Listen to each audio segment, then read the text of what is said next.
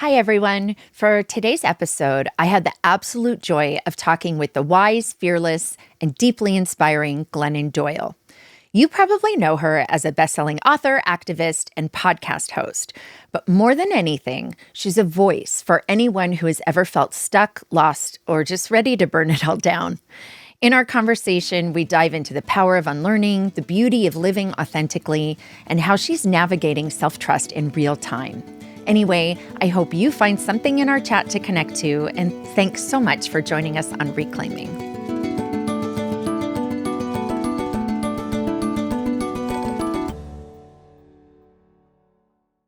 Thank you to our presenting sponsor, Audible. From nail-biting suspense to sweeping romance, Audible brings every thrill to life. Discover what lies beyond the edge of your seat today. Sign up for a free 30-day trial at audible.com/reclaiming.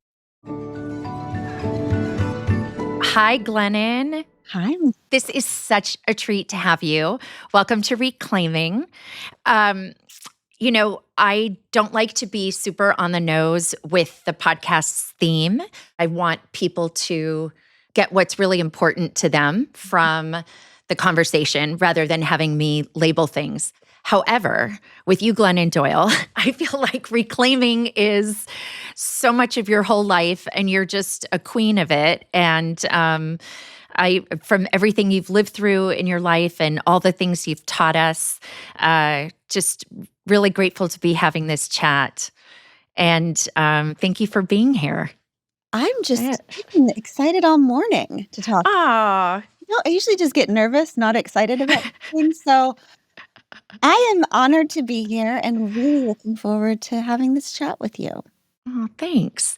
But this past week, I had a somatic therapy session. I guess it was at the end of last week. And it's been really just kind of taken over a lot of my thinking in terms of, we're talking about boundaries and systems and ways of knowing ourselves. And I was saying how when I go into a restaurant, I sit down with a menu, it's very easy for me to have a sense and a system in myself of, yes, I want this. No, I want that. It's super clear. And yet when I kind of go into more nuanced or complicated areas of my life, more interpersonal relationship things, I'm just noticing I'm not so good with boundaries. I'm not so good at having a system. Like I said out loud, wow, I can't even imagine how easy life would be if you just had this red light, green light, and you were committed to just following that. Mm-hmm. And so I just was curious, to talk to you a bit about this, because you talk so much about self-trust. And I just wanted to, how do you define it? How do you think about it? Okay. Well, that just this is blowing my mind a little bit, because I think that truly the last at least 5 years of my life have all been about figuring out how to get back into my body in a way that I feel the green lights and red lights. Like, I actually am not there yet. So okay.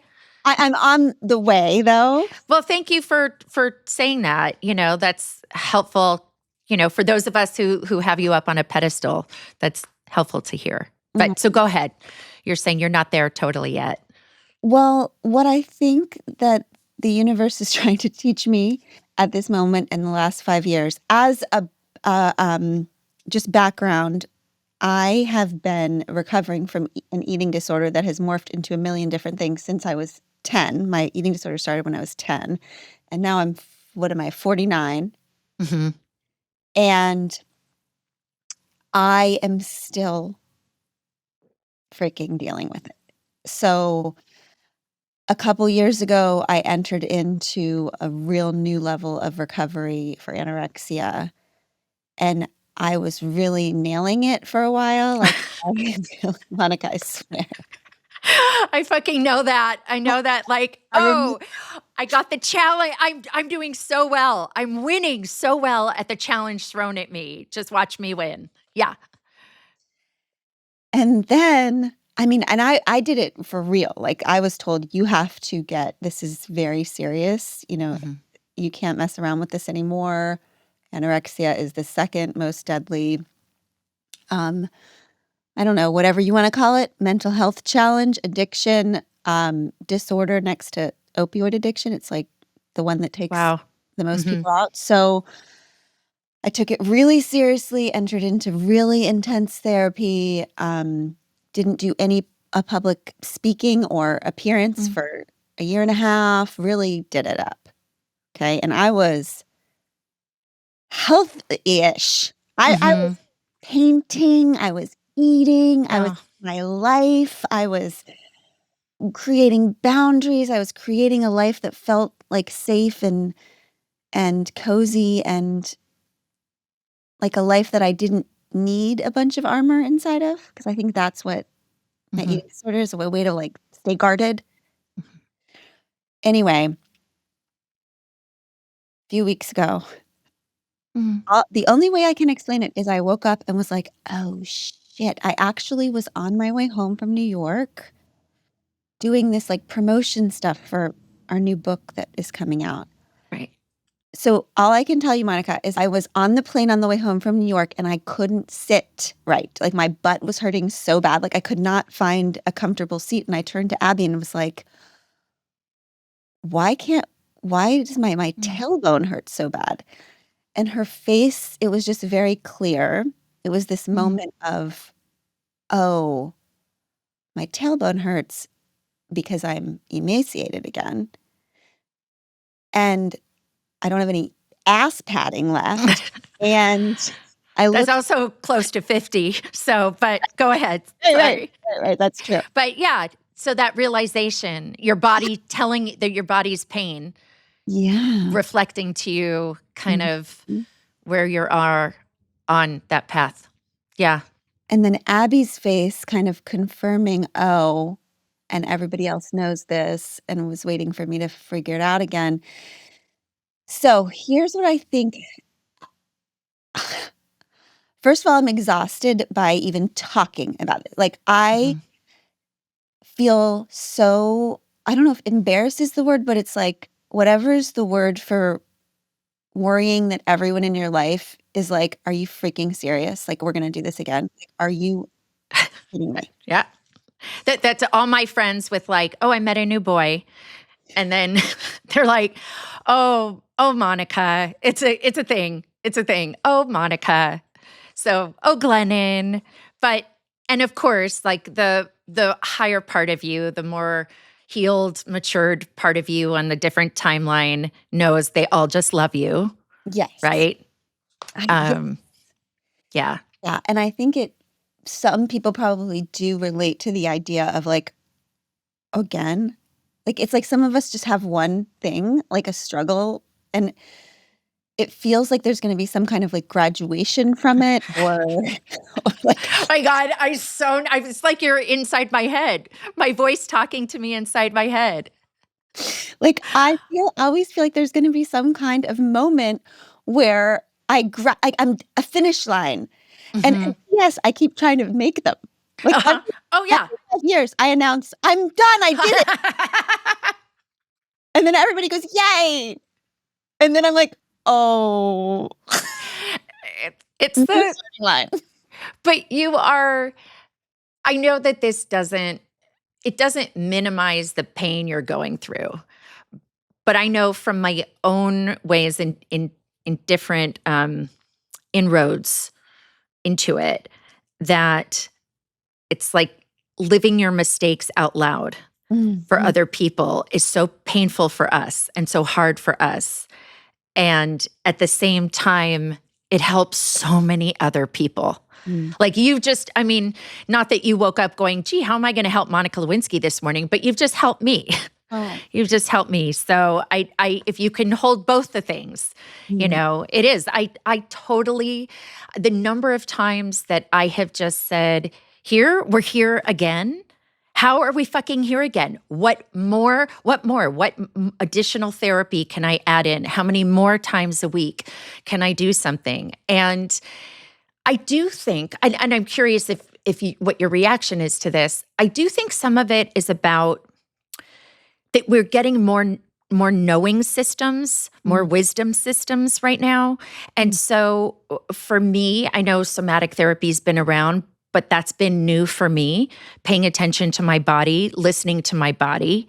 And so I think that maybe sometimes these things come around because we actually also have a new way of thinking about it, and it mm. helps us get a layer deeper. Yeah, that's I don't know. cool. I haven't thought of it that more directly, but that feels right to me. Yeah, I was, just so you know too, like I've struggled with food stuff my whole life. I was in an eating disorder unit when I was I think 17, and somebody said something to me at that point which I thought was really interesting, particularly with food. We all have to eat every day. Mm, And so you're always interacting with the thing that you have the complicated relationship with. Even though, of course, we know the food is just the externalized thing for the internal conflict, right?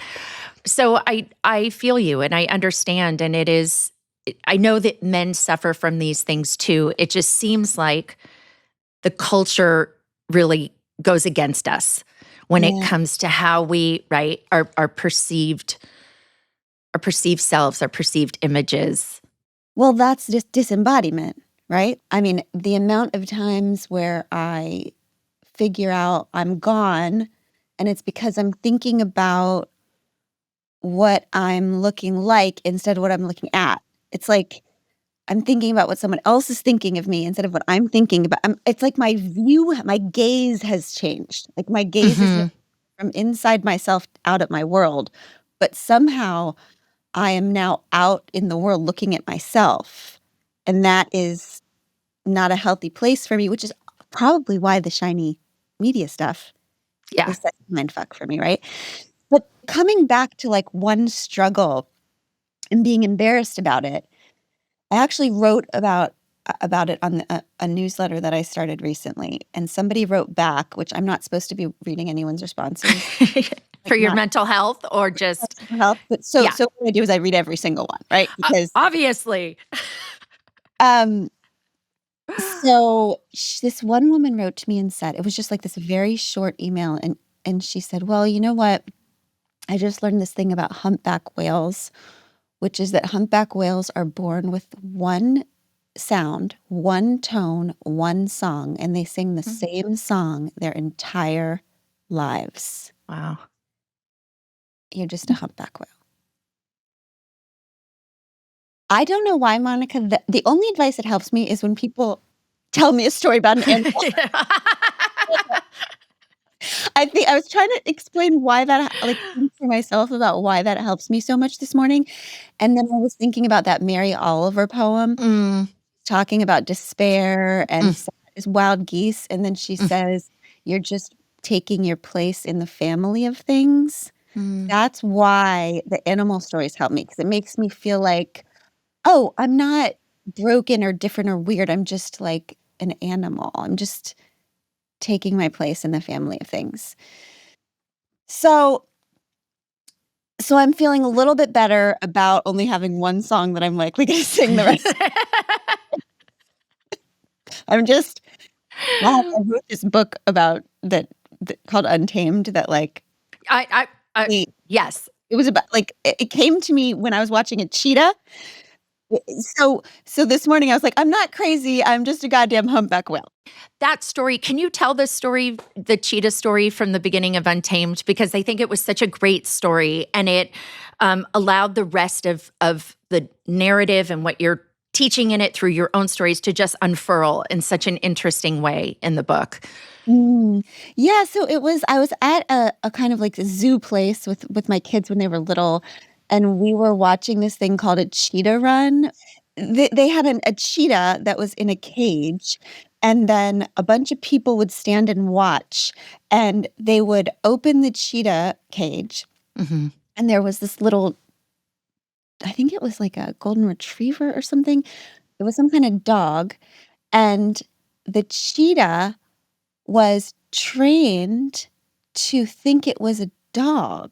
So the dog, Okay. would run together down this thing, and all the people would cheer, and the cheetah was following the dog because it was raised to think it was a dog, and then at the end of the cheetah run, everybody would clap, and the trainers would throw this cheetah this, like, steak, probably from Costco or something, I don't it was so depressing, like, everybody was cheering, and I was, like, having this out of body experience, like, "Oh my god." Well, we were watching the cheetah afterwards, and my had Mhm. girl was, like, 6 or something, and the cheetah was just, like, pacing around at this little part of the field. It was just pacing in this way that made me feel like, "Oh my god, that thing that thing may have been trained to think it's a dog, but that thing knows it's wild." Like, Yeah. it is, like, stalking the periphery of its life, and it knows, like, it has never been it was born in captivity, so this is Mhm. all it's ever known, but it has something in it that knows it was made for bigger, more freedom, for more wildness, and I just felt like, "Oh, I'm with the cheetah." I don't know Yeah. what's happening, but I feel that inside me. I feel like all of these, um I was in a marriage then that wasn't Mhm. right. It was felt a lot like a cage to me, and I was in actually a form of religion. I was Mm. a fundamentalist Christian at the time. I felt very like that was a cage that I had more wild faith inside of me than what was presented to me on the outside as religion. I just and then I also related to, like, the gross Costco steaks because I felt like I'm being such a good girl. I'm, like, doing all the things and Mhm. a good Christian lady, I'm a good mom, I'm a good wife, and at the end of the day, all I'm getting are these shitty steaks, like, I don't think this is what was meant for me, you know? Right. All these fake consolation prizes that are come in the form of just, like, pats on the head and, like, "You're a good" Mhm. type thing. So, yeah, I guess the animal thing is which is so interesting because 'cause I'm not an outdoor person at all, I never really even leave my house. I'm very inspired by wildlife from my couch. I think it's interesting with the cages because I guess what's coming up for me is this, you know, just kind of going back to my somatic session and thinking about the that part of my knowing system, right? I think got um sh- quieted or shoveled away or whatever at a certain age in childhood of kind of this sense of okay that there are all these societal norms and you're supposed to do these things and therefore almost your own knowing system doesn't matter Yeah, because you're being taught, right? I think my mom taught me a lot of amazing things. And I think she's just somebody who's always wanted to keep the peace, So I observed her always keeping the peace. And I learned from her, a woman is happiest and safest when she keeps the peace. mhm. And so it's interesting to me because in a way, the cages, they are also boundaries, right? So there are those, and so it's that sense of, okay, how do we know what the right boundary is? Mhm. Right? I don't know, does that make sense at Yes, all what I'm saying? I think Yeah. for me, it's like, I mean, the gorgeous thing about watching the cheetah remember its wildness and pace around the thing was it was a reminder to me of like, oh, we do have something inside of us as animals that reminds us of what is true and good and meant for us. Mhm. And if a cheetah can forget its wildness, Yeah. the fact that it thinks it's a freaking Labrador, then it certainly makes sense that I could forget my wildness, that I could actually believe Mhm. culture has trained me to be a peacekeeper or a good girl I think the difference is, like, maybe the cages are what's imposed on us by a culture that needs us to behave in a certain way to maintain status quo, right? Mhm. But there are internal signals that I am beginning to learn to tune into that clue me in on what I should build around me Mhm. that are true to my own needs and not my culture's needs from me, right? Mhm. So, Can you talk a little about if you feel like you're ready to, can you talk a little about how you're doing that? What that looks like for you right now? yeah. Well, I can try to work it out for you in real time of how I'm thinking about this last episode for my like, Mhm. how did it happen? Because it really feels like to me, Monica, like, I think what happens for me is that I'm doing well, I'm in touch with my body, I'm going slow, I'm saying no to everything that doesn't feel right, even if Mhm. other people thinks I should be doing it. I And then something enters that makes me feel like I have to armor up again. Like, Mhm. whether it's I'm a for me, it's usually something I'm agreeing to for work. Like, I Right. somehow once again get convinced, I don't know if it's my own brain, if it's agents, if it's the world, if I don't know how, but I forget Mhm. that I don't have to do things that make me wanna die, Mhm. and I somehow become convinced that, "Oh, no, no, I have to do all those things again. That's right, that's right. I have to go out, I have to go prove myself again. I have to do all the podcasts, the media, the exposure that doesn't actually feel safe to me, and I think I keep doing it because I think I should be able to handle it. Because my Mhm. friends can handle it, my colleagues can handle it. Why I should be able to do these things and not get all bent out of shape about it. Mhm.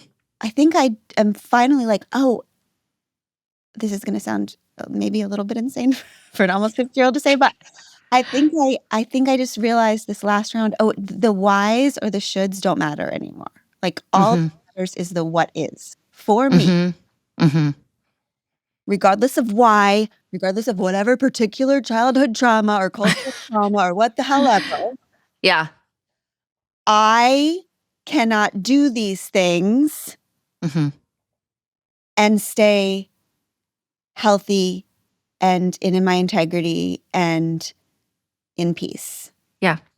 I completely relate to all of that, and I think my version's slightly different, but I've had to be really steadfast with reminding myself, particularly I think when it comes to interviews and different things, of I can only do so much. I have to do so much preparation to be able to show up as myself. And that's the best I can do. Can It's you the, just stop for a second? Because I just have to yeah. repeat what you said because it's the story of my life. I have to do so much preparation to show up and be myself. Yeah. Like, that Monica, what is wrong with us?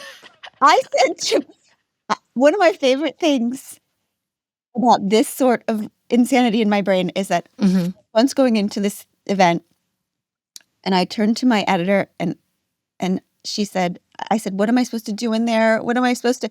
And she said, "Just be yourself." And I said, "I don't know how much longer I can keep that up." Oh, gosh. Yeah. It's no, it is, but I think there's something, and we may experience it in this way as more public people, but I think everybody experiences it on different levels in different ways of who we are sort of in that was it Goffman talks about, like, backstage, front stage, like who we Yeah, are backstage, right? yes. Who we are when we're with the people that our nervous system feels really safe with. And Mhm. but then we're not living in the wild, right? We live in a society that's our soul chose to come to this dimension Mhm. for these lessons. And, so it's trying to figure out how do you come full circle back to yourself? How do you be out there and not necessarily be who people think you should be, but you're trying to, at least for me, my experience is I am trying to, I don't know, the word honor is so cheesy, but it's like I'm trying to honor my true self and sort of go, okay, I've chosen to do this thing. And therefore, so for me, before I do particularly TV interviews, I I have to practice so much. I don't know what the questions are, but I work with someone who has received many Emmys from having produced news. And so we have a certain way of working. And for me, what I feel is, okay, anything somebody could ask me, I've already answered. So it's not that far. I don't have to go very far in my nervousness Mhm. inside myself to find, okay, an answer that I feel okay about. And of course, some of that underneath that is the worry of making a mistake. Historically, my mistakes have been very expensive. So there's like you know, but it is, I think there is that difficult thing of I don't want to be caged by my anxiety. I don't want to be caged by my PTSD. And I guess that's what I mean by showing up as my true self, right? Showing up authentically is being able to sit in all situations in the same way I sit with, my friends, where we sit and all we'll do for a weekend. Like I'll go up to Carmel, one of my best friends lives up there. And it's like, we eat, we walk on the beach, we talk about, existential crisis to the latest Hollywood gossip. And we just traverse back and forth, back and forth. And so it's part of the strange thing of being public too, and all the shiny things. And it is hard because, at least for me, I will find a certain part of my brain looks at a calendar and goes, well, look, there's time. Of course I can do this in time. And then when you're in the moment, you're saying, okay, I didn't listen to the rest of myself. I just listened to my analytical brain, right? Exactly. That's what it is. When my brain takes over, no good. I don't know how to, there's like a moment where like we just have to show up and we have to get through this thing. And then like all of the old language comes up of like, we just have to soldier through. We just have, I even use military language to discuss getting through these times. And then my hypervigilance comes back, right? It's something about protective parts. Like there's a part of me that rises in my body that's like, oh, okay, Glennon doesn't feel safe, so we know what to do. And yeah, I call her the little general. She's the little general in me. Language, yeah. Interesting, right? Mm-hmm. So there's but then there's like this part of me, and I'm hearing it in you.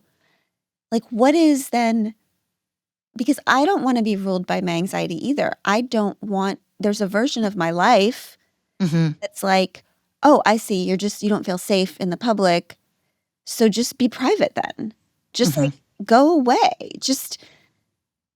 Which sometimes feels very tempting, but I don't think that's right either. Right. So what about for you? Like, what is it that drives this? It's like, I still want to be known or something and understood, or I think when I have reflected back to me that when I've talked about my own experiences or just having survived something, that it helps people that you don't know. And I think that there is a core in us that feels good. And on a soul, like an evolution of a soul level, on a karmic level, that's meaningful. Yeah. And it's really hard when there's the war inside you because of those other things. But I also wonder if maybe those are the times we're living through right now, that people need that. I think we're living in times where people can smell when something's authentic and not authentic, and they're just not interested in the bullshit. And so, maybe it's, I don't know, having to struggle out loud. Thanks so much to Audible, our presenting sponsor. Craving your next adventure? It's waiting for you on Audible. Dive into heart-racing thrills, vast adventures, and enchanted worlds, all with just a tap. Each story is carefully crafted to keep you on the edge of your seat until the very last word. Only on Audible will you find exclusive originals that transport you to captivating dimensions. Be in the know with early access to highly anticipated releases and discover chart-topping bestsellers that everyone's talking about, such as Frida McFadden's The Boyfriend to Ashley Elston's The First Lie Wins. Discover what lies beyond the edge of your seat on Audible. Start your adventure today. Sign up for a free 30-day trial at audible.com/reclaiming. That's audible.com/reclaiming. I was thinking about with you too, that do you feel with having your work and your personal story sort of explode in this way that helps so many people, and continues to help people and that you are this role model, do you think that pressure impacts you in what's going on now? And not to simplify and be like, oh, gee, you had this explosive attention, like you'd gotten attention, you had been helping people, you've written 3 books. And to me, my experience was the 3rd book sort of ballooned more, right? And you've got We Can Do Hard Things podcast, and that it happened during the pandemic, which was also a time that we were more vulnerable to. So I think it imprinted more for many people in ways. But so not to say that those things like that cause this sort of a relapse or shift in your, eating issues. But does that come into it at all for you? I would imagine that if I was the sort of writer or thinker that like presented more of a victory march, that would feel like pressure, but that's not really my vibe. So I don't feel pressure to have it figured out because that's not where I've lived in my writing, or I really just feel like my only duty as a writer is just to show up and reveal what is right now, not like what I should be or what is best for anyone else or is an ideal. And that takes a lot of pressure off because it just feels like my job is to tell the truth. And the truth changes all the time, which is so great. So it's just the idea of you just tell the truth, and then when the truth changes, you just change what you're saying. Like the evolution of truth is different each day. I don't think that's the pressure. I mean, I think the beauty of the somatic experience and why so many people are talking about it now is, I guess I can describe, yesterday I got an email about this event I was supposed to do. So normally what I would do is just be very extreme about everything. So, my eating disorder is back, so I'm doing nothing for whatever. And then, because I'm an extreme person, okay? I'm thinking maybe I need to do this differently. So I had agreed to do this event that was for queer rights, and I was going to go give a little, encouraging speech with Abby, and that had felt good and right to me. Like I felt as slow enough to be like, okay, that's something that I can do. That feels real. That feels true. That feels in service. I can do this. So then I got a follow-up email that was all these things like, here's the red carpet at 4:30. Here's the interviews. Here's the whatever. And then, Monica, I started, okay, here's why this somatic therapy is, and that I just want your listeners to like. So because I've been doing this sort of therapy, instead of just being like, okay, I see, I'll be there at 4:30. I'm just going to power through the little general. I'll do the red carpet. I was quiet and like still enough to be like, wait, what's happening in my body right now? Okay, so I'm like, okay, I'm reading about this red carpet thing and my chest is like constricting. Like I feel this heaviness or this tightness or this weirdness in my chest. What is that? Like, okay, well, that's maybe fear or anxiety, or wait, why am I having that? Oh, because this part is not my intention. Right. My intention, the reason why this felt good is because I was going to go do this. So then this other parts of this event are making me in my body. Those are the no's. Those are the red flag no's, right? I felt the green, but this part is red. Do I have to like, so then, Monica, I was so proud of myself because I was like, oh, my body is saying no to this part. So then I was like, oh, okay, I see. Now what do I have to do is I have to write back this PR agency and write them 6 paragraphs about how I have an eating disorder, so I can't do red carpets. But so here's what my therapist said. Like I needed some kind of doctor's note. I know. So But it's the little steps. But it really is, because I mean, it's true, because you're showing your body, right? You're showing your body that you're listening. Yes. But I get it because I like so simpatico, but if just like, I feel like, well, I understand the thing now. So why is it still here? Right? It's just, if I see the problem, I understand why I'm this way. Okay, great. So I did the stuff. Now it should be gone. But it's incremental. It's so incremental. Even just I also have a friendapist. So not just a somatic therapist and a trauma psychiatrist. And my consciousness energy guy, I also have a friendapist. And she will often say to me, just lie down for 5 minutes. Tell your body, we only have 5 minutes, but we're going to rest for 5 minutes so that I listen to my body, Mm-hmm. And Yeah. but good for you So though. I realized halfway through, what am I doing? I am a grown up. I do not have to, I don't even know this person I'm emailing. Why am I telling this? We don't need to make all these excuses, or we don't need to make cases for our no's. I erased the whole thing and I wrote back and said, Abby and I will not be doing the red carpet or any of these interviews. Let us know. We will not be arriving.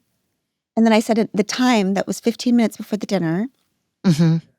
Let us know if someone will be there to meet us. And then the person wrote back and said, okay, great. I was like, what is going on? And so Yeah. it happened in slow motion, which is the beauty of somatic therapy, is we become so dissociated from our bodies, and it's for a million reasons. We're surviving our childhoods. We're surviving public trauma. We're surviving hustle culture. We're surviving fascism. There are Right. a lot of Let alone epigenetic, oh, all the transgenerational stuff. But yeah, we're surviving all these things. Yeah. right. So we have to, or we think we have to disconnect so that we can, soldier up. And then we miss we're like, well, how did I get in this situation? How did I wake up and I'm in this terrible marriage, or I'm in this friendship, or I'm in this toxic job? And it's because there probably were a million different messages from our bodies that said, not this, not this. But our survival technique is to power through. So I think it just felt really beautiful yesterday to be like, oh, I listened. I felt like you said, like I'm taking care of myself. Like it was,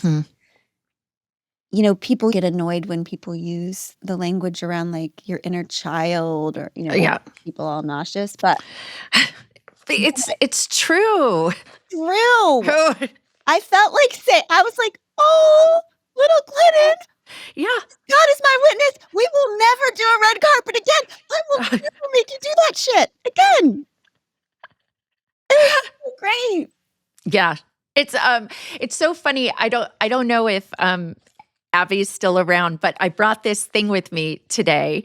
But speaking of inner children, just so that we could connect over me having been a soccer player a little, and this is little Monka. I can see her. She's So lovely. But I have photos. This lives on my bookshelf, and I have photos of me as a little kid all over my apartment, on my phone, of just trying to remind myself to connect, Yes. that the adult me is here. I mean, it does. I know it sounds corny, but I think these things are, I think these things are true, and it all ends up integrating, I'm thrilled to hear this story because I think that it can be so hard to recognize that you need to listen to yourself, to actually listen to yourself, to follow through on that, and to then have that outcome of, oh, it was easy. Yeah. It was easy. And I It think was the good. you can think about, in terms of like what you said about, I mean, not disappearing, right? That's what I loved about the experience yesterday, was like, no, I know I'm not just going to allow what's not for me to keep me from what is for me. Right? Like, I don't want to be disappeared. I don't want to be, there are things that I am made for. And I can show up for those things, and I can do it my way. Right? We don't have to do it the way whatever it is Mhm. you're doing. Like, you don't have to do it the way everyone else has done it or the way it's presented to you. Mhm.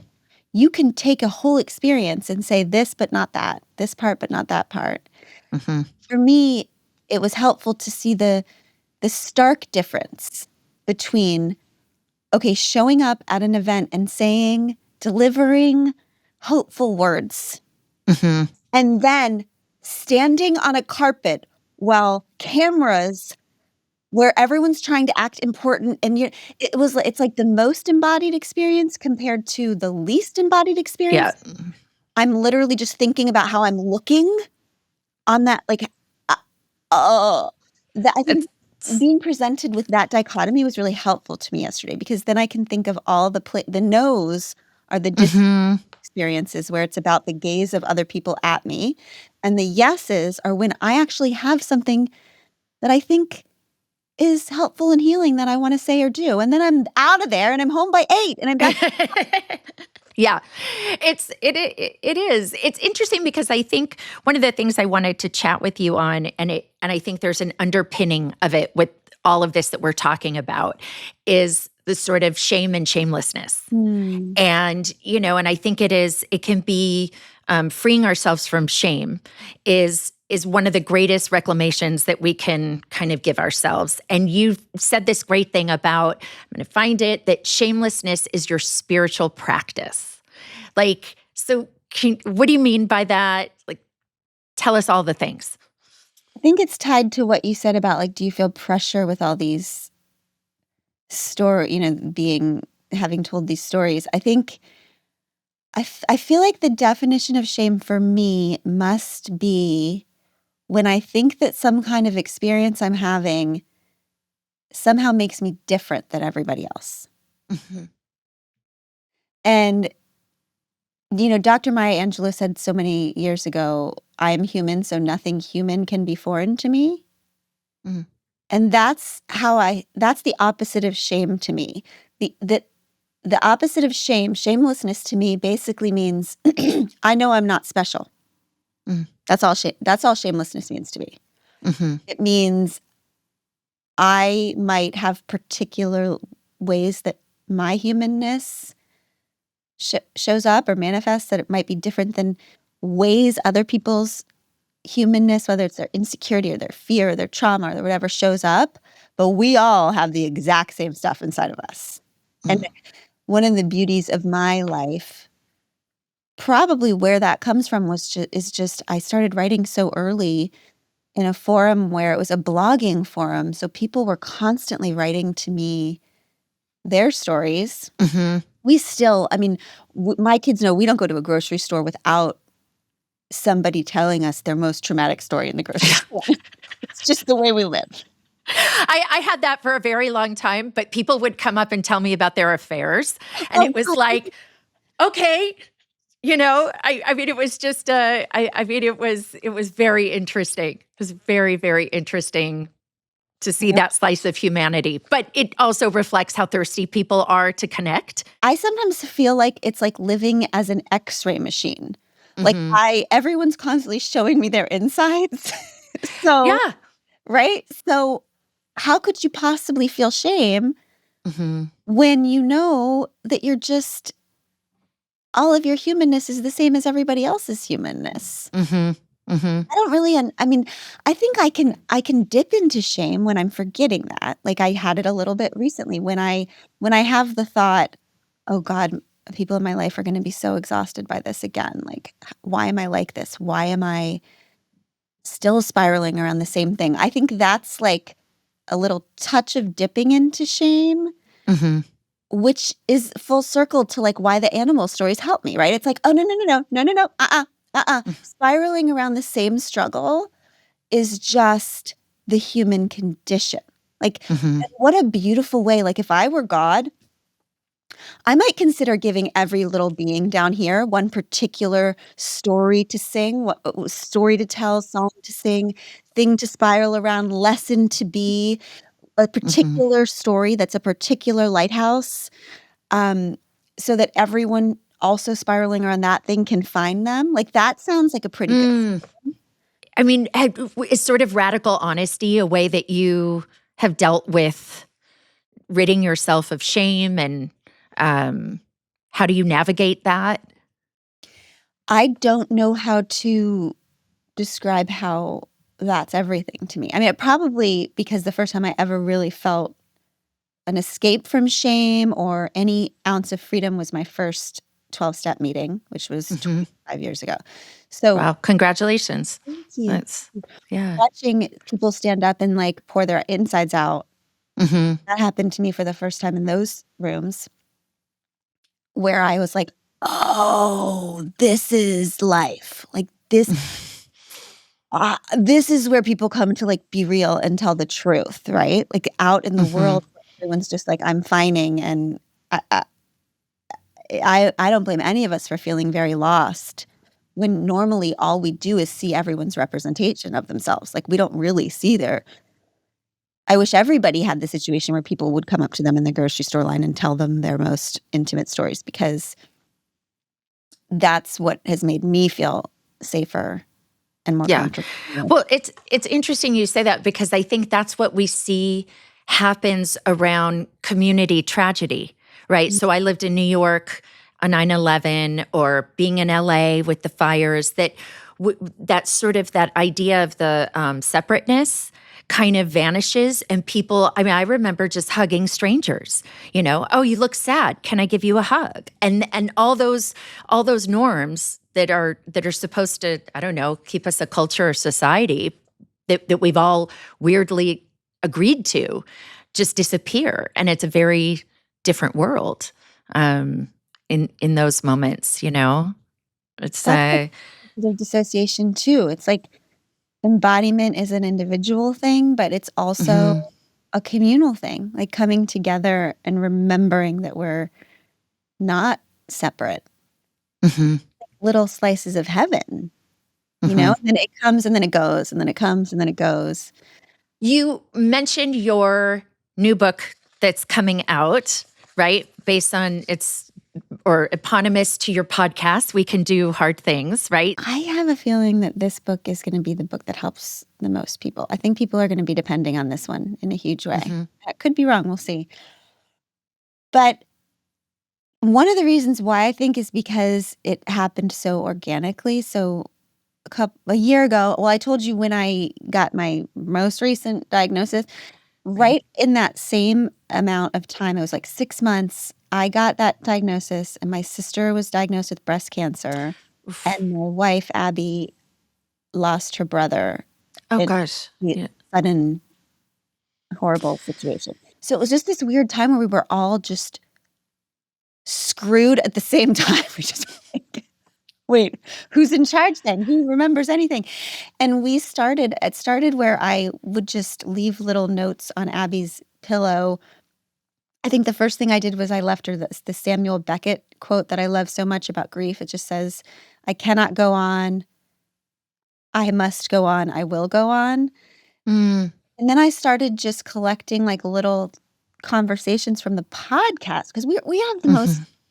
Yeah. mind-blowing conversations with the most brilliant people, many of whom we love and know, and some of the magic that happens, in those hours has saved me. They're like somebody says Mhm, it's just like, "Oh," it just makes me remember everything and put everything into perspective, and so I started writing things down from the podcast about grief, mhm. keeping them in a little file for Abby and just sending to her every once in a while, and then Abby started doing it for me about body stuff, Wow.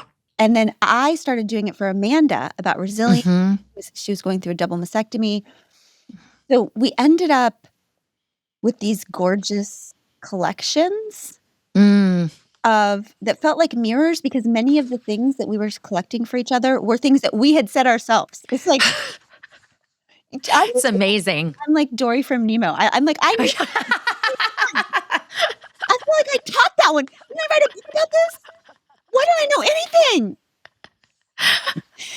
So, we collected those, and then I have this dear friend, Mhm. was I think she was going through some kind of it wasn't a divorce, but it was some kind of awful breakup, and I just sent it to her.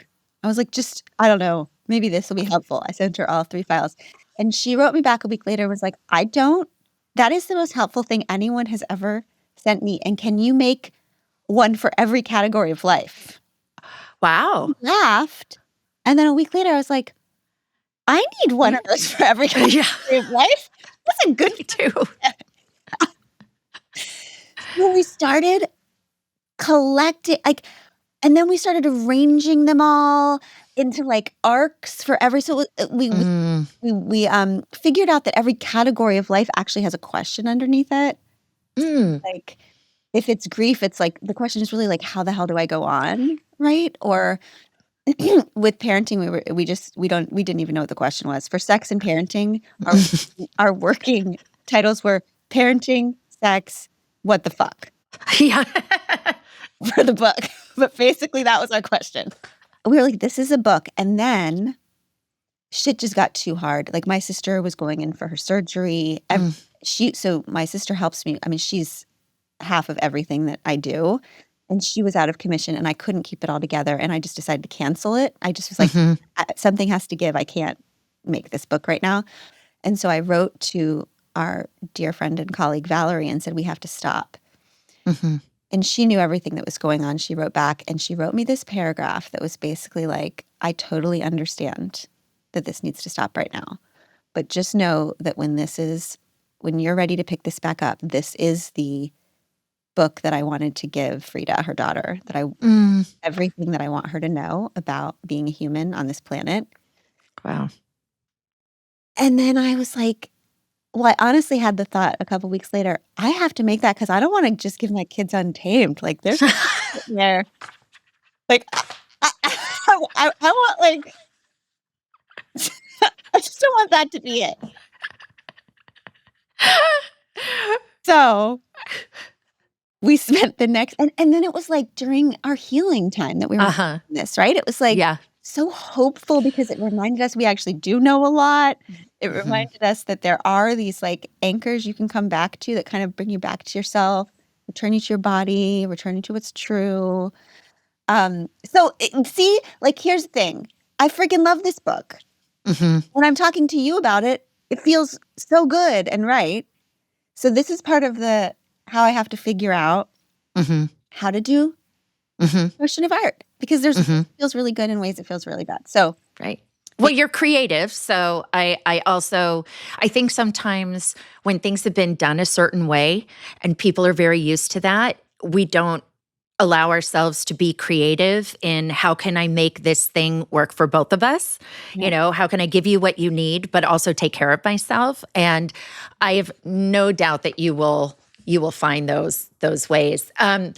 I have one quick question, and then I'm going to ask you our last question that we ask everybody. But so just because I know the amazing Sarah Paulson very well, with her having played Linda Tripp, yes. and so is there any update that you're allowed to share on the Untamed? Is it going to be a TV limited, right?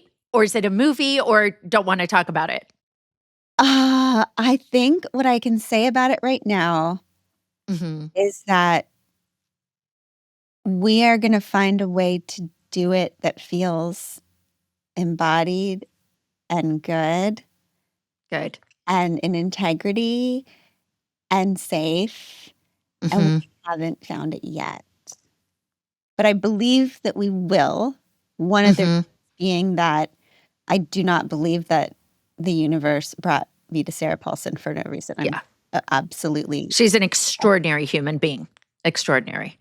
And a dear friend. And I know that there's something, but there's no part of me that wants to have a TV show just to have a TV show. And so I won't do anything until it's exactly. Yeah. So I like to ask everybody at the end of Reclaiming if there's anything that you are working on to reclaim right now. And that could be, the answer could be anything. It could be a part of your identity or an emotion, a place, a thing. Okay, this is so, so weird, but I'm just going to tell you what came up for me when you said that. Okay. So not too long ago, a friend sent me a gift in the form of an astrologist who came to my house. And my whole life, I've been very connected to my Pisces identity, okay? Mhm. It's like, no matter what went wrong, I was like, "Well, I'm a Pisces. Possibly check my email. I can't possibly call you back. I can't do taxes. I'm a Pisces." Like, it was very important. I used Pisces as like, Mhm. okay, this freaking astrologist comes and tells me, "I'm gonna tell you something that might be a little jarring, and that is because you were born at 5:21 on March 25th, Mm. you're not a Pisces. You're an Aries." Oh my gosh. Monica, I mean, Yeah. I'm just like, I'm an astrology person, so I understand the life quake that is of yeah. I was like, "I And thought I was straight. I'm queer. I thought I was a Christian. I thought I was Catholic. I'm anorexic. I thought, like, if somebody tells me I'm a Republican, I'm done here." Anyway, it was a tough one for me, but the cool thing about it Mhm. is that I actually, because I went to, like, 3 different astrologists to try to get them to say that I actually was a Pisces still. Like, I just wanted someone to write me the note that said I don't have Yeah. to deal with this situation, and the last one said, "I can't tell you that because I'm looking at your chart, and I think you have to I think what it's telling us is that you have to embrace this part of you."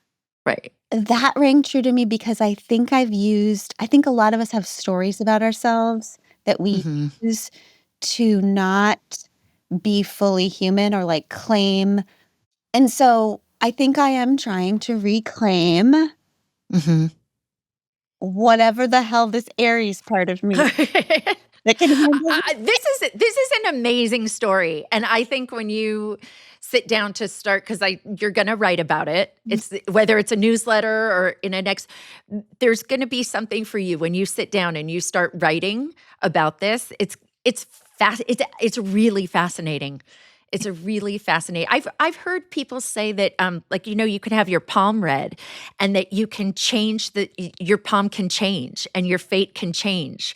So I think I think as a Leo sun, Libra rising, Taurus moon, I'm very into this story. And I just could talk to you for hours. And I just wanna say that I loved this conversation.